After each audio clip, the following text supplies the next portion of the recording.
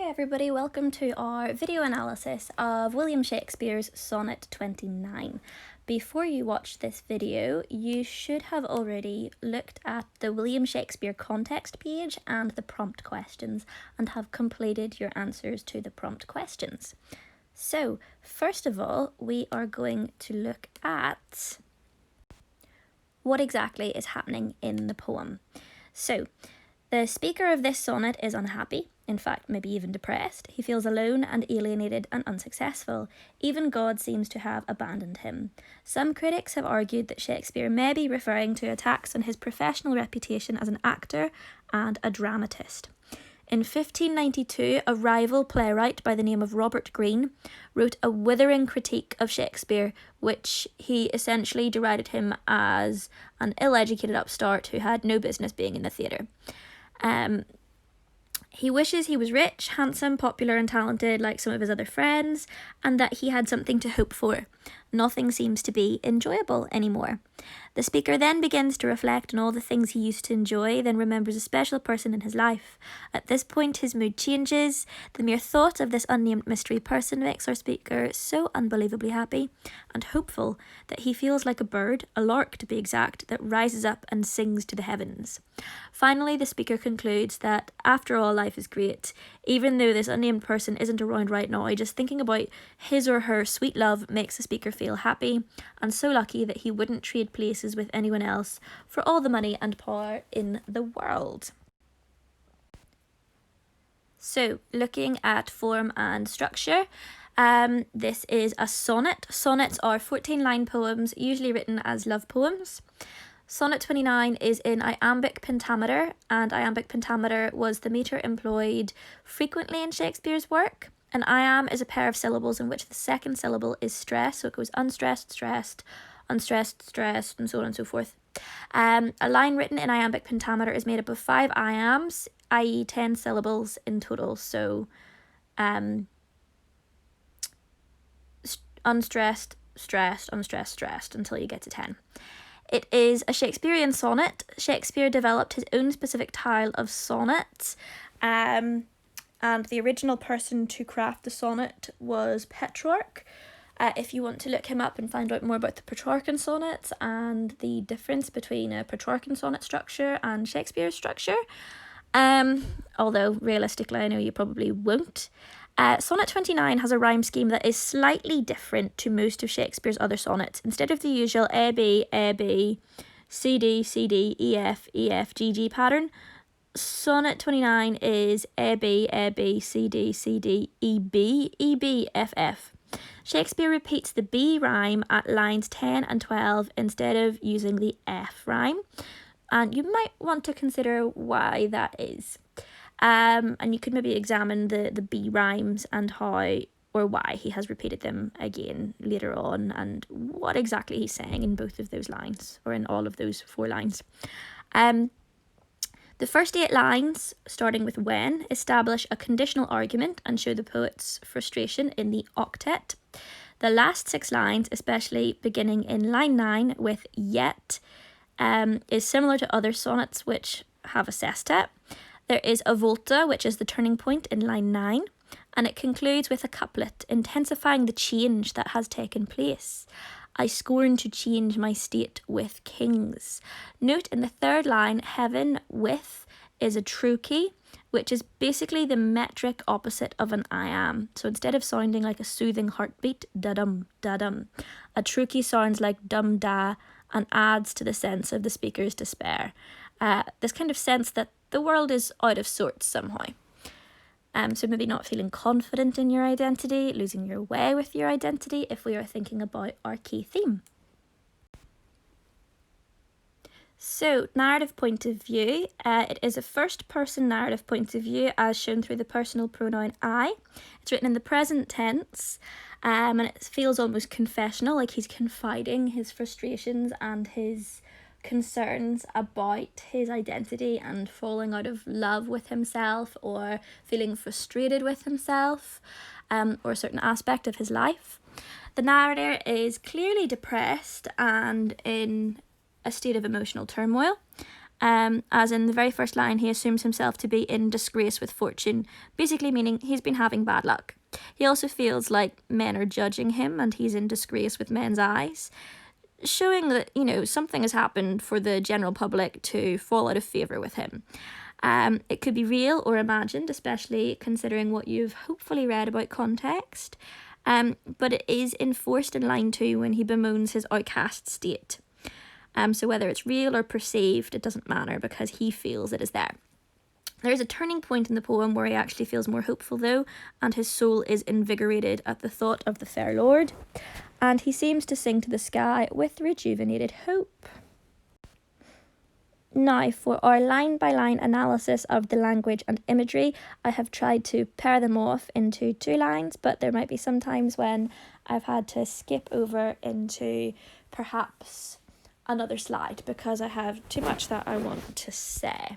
So, when in disgrace with fortune and men's eyes, I all alone beweep my outcast state. So, first 2 lines, when I'm having bad luck and I'm looked down on by other people, I cry alone in self-pity. So he starts off with indicating his frustration with his craft, and he feels that he is outcast or alienated. Disgrace and fortune. So to be in disgrace with fortune is presumably to be not favoured by her or to have bad luck. The personification of Lady Fortune or Lady Luck lets us know that he ascribes to this idea of Lady Fortune, which was a common belief at the time that, fortune actually was this sort of this entity which controlled things. Disgrace has connotations of humiliation and a loss of status, so it could well be that if we read this biographically, he's referring to Green's criticism of him and contemporaries criticising him and him feeling unworthy or like he doesn't measure up as a result of their critique. Then we have men's eyes. So men's eyes is a metaphor for public disapprobation or disapproval. He feels like he's being judged. It could be real, it could be imaginary, but basically he feels that people are unhappy with him in some way. This could just be because he was associated with the theatre. Remember, the theatre had to close down at a certain point because it was blamed for spreading the plague. In addition to that, it was a deeply religious society at the time that Shakespeare was writing, and lots of preachers, particularly Puritans, condemned the theatre as a den of iniquity where evil was lurking. It could be also a reference to the scathing attack on Shakespeare by dramatist Robert Greene, who in his deathbed diary called A Groat's Worth of Wit warned 3 of his fellow university-educated playwrights. There is an upstart crew beautified with our feathers, that with his tiger's heart wrapped in a player's hide, supposes he is as well able to bombast out a blank verse as the best of you, and being an absolute Johannes factotum is in his own conceit the only shake scene in a country. So basically suggesting that Shakespeare is unworthy. Upstart crew, I don't know if you've ever watched it, but there's actually a really, really good BBC sitcom that was produced in 2016 with the same name that follows the life of Shakespeare. I think it went on for like 3 seasons. It's really funny. It kind of takes the mick a little bit out of Shakespeare and all the things he was trying to achieve as he tries to make it in London. And it was produced as a special by the BBC for commemorating 400 years after Shakespeare's death. So it was released in 2016. We know that Shakespeare died in 1616. So it's commemorating the famous author. It is really good, it's really funny, and obviously that is where that name comes from. And it is worth a watch if you're interested in learning more about Shakespeare, especially in a witty, humorous way. So if we move on to my next line, the alliteration of all alone emphasises this feeling of loneliness and isolation, and it intensifies his emotional angst. Beweep, it was an archaic verb choice even then, but it had biblical connotations, highlighting his sense of self-pity and despair. The possessive pronoun my, when he says outcast state, emphasises the speaker sees everything in a gloomy light. Fortune has turned against him and he feels that he does not belong anymore to society. You've got your assonance throughout that, shown through the underlining. And you've got your consonants, though, of outcast state, so that t sound repeating. emphasising the melancholic, reflective and bemoaning tone of our poet. Then if we move on to the next line, and trouble deaf heaven with my bootless cries, and look upon myself and curse my fate. So, and pray, though it seems like no one hears my prayers, and feel sorry for myself. You've got your anaphora, the repeated and, at the start of the line. So anaphora is a special type of repetition that appears at the start of each line, or consecutive lines. Epiphora is if it appears at the end.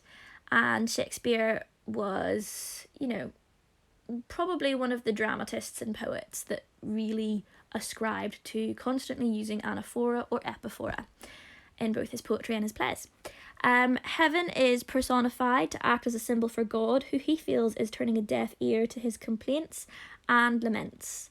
The parallel is drawn to Job in the Old Testament, who was cast out on a dung heap and bewept his mournful state. And look upon myself as a metaphor for self-reflection as he contemplates his own fallen state. Curse my fate, so another biblical allusion to the book of Job, where we are told, after this Job opened his mouth and cursed his day, and Job spake and said, let the day perish wherein I was born, and the night in which it was said, there is a man-child conceived. Let that day be darkness, let not God regard it from above, neither let the light shine upon it. And I think it continues on, but I've only quoted a little bit of it, so if you want to look it up, the Bible verse is there. Now, if we move on to the next bit, lines 5 to 6, wishing me like to one more rich in hope, featured like him with friends possessed. So, wishing I were more like someone with more hope in his life, or someone very handsome or popular. There's a pun on words with rich in hope and fortune and wealth. Shakespeare is making a distinction between two very different kinds of wealth, spiritual wealth and monetary riches. And if, in fact, the theatres were closed, then Shakespeare might have been down on his luck in terms of financial wealth. It seems, however, that the poet or the speaker is broken in both senses of the word. He is both emotionally broken in a really harrowing, self-deprecating way, as well as in terms of being quite poor or poverty-stricken. Moving on. 78, desiring this man's art and that man's scope, with what I most enjoy contended least. So wanting another person's talent, another person's opportunity, the things that usually make me happy only make me more upset. So there's kind of this paradox in what I most enjoy contended least. So that contrast there in line 8, chiasmus, or I have no idea if I'm even pronouncing that correctly, is used, which is a specific type of parallelism. It consists of two parallel phrases in which corresponding words or phrases are placed in the opposite order. Fair is foul, foul is fair, or beauty is truth, truth is beauty. And we can kind of see that happening here as well. I personally think that at this point he is suggesting that as a result of the criticism of some of his contemporaries at the time, in particular Green, the thing he enjoyed most, writing poetry, writing plays, because he has been criticised for it, he now has kind of almost fallen out of love with it. It's making him upset. He has fallen out of love with the art of writing, because he feels that somehow he's a failure or he's lacking in this realm as a result of the critique that he faced. Then if we look at our next lines 9 to 10, yet in these thoughts myself almost despising, haply I think on thee and then my state. So you've got this sense that even though he's hating himself, he thinks of this other person and then things become okay again. There's a pun on the word haply. There's the repetition of the different states. So earlier we had outcast state, then we have my state, and then later on we have my state with kings. With this line suggesting that his mental state has improved, as opposed to the previous state, which suggested his position in society, and then the one at the end that also suggests this idea of kingship, as well as his emotional state. So my state with kings at the end punning on this idea of him, if he were to swap place with a king, having control of the state, having control of the nation, though he chooses not to, because he realises that actually thinking of better times, thinking of the people that make us happy, means that actually you appreciate things in life that little bit more. And hopefully that actually makes sense and I'm not just rambling. Now, next slide. Like to the lark at break of day arising from sullen earth sings hymns at heaven's gate. So like a lark that sings at dawn, my situation seems to brighten and become hopeful. You've got this simile here, you've got this image of a morning lark that sings hymns at heaven's gate. Larks actually are traditionally quite biblical birds, so you've got lots of religious imagery, which is not unusual when you're thinking about wealth in terms of emotional wealth. It's also not unusual during hard times for people to turn towards religion, not to mention the fact that whilst we are unsure of Shakespeare's own religious beliefs as such, he definitely explores religion because it was a popular contemporary issue at the time as well. This uplifting image of this lark epitomises the poet's memory of his friendship with the youth and compensates for any misfortunes that he has lamented. There's also a topical allusion to Cymbeline, which is one of Shakespeare's works, Act 2, Scene 3, lines 20 to 21 in particular, where it says, "Hark, hark, the lark at heaven's gate sings, and Phoebus gins arise."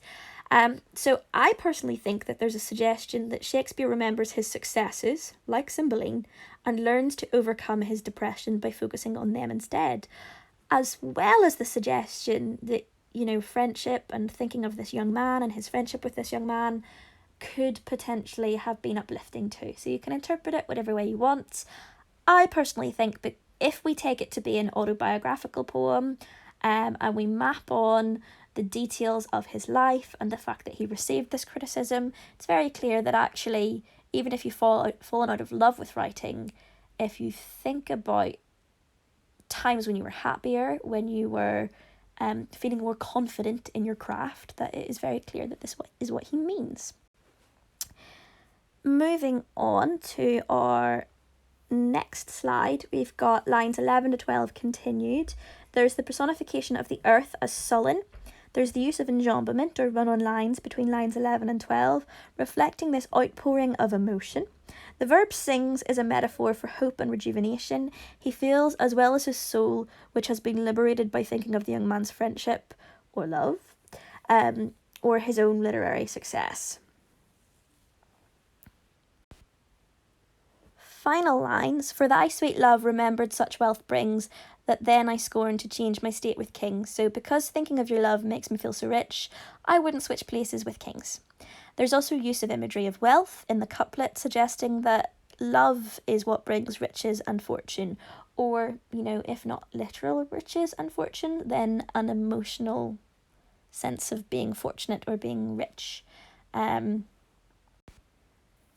Moving on to tone, we can see that this is lamenting, bemoaning, melancholic, bleak, self-pitying, rejuvenated, hopeful. I know that seems like quite a lot for 14 lines, but most of these are synonyms of each other anyway, so just take your pick in the exam. And then finally, themes, you've got self-pity, self-hatred, love overcoming feelings of self-deprecation. And I want to leave you with one final thought. Consider how this poet actually views himself in the poem, thinking about that theme of identity. And I've got my final question on my final slide here. What does he feel is integral to his identity? What shapes it? What changes it? Is identity something that is fixed in status, or is it something that can change? And what causes those changes?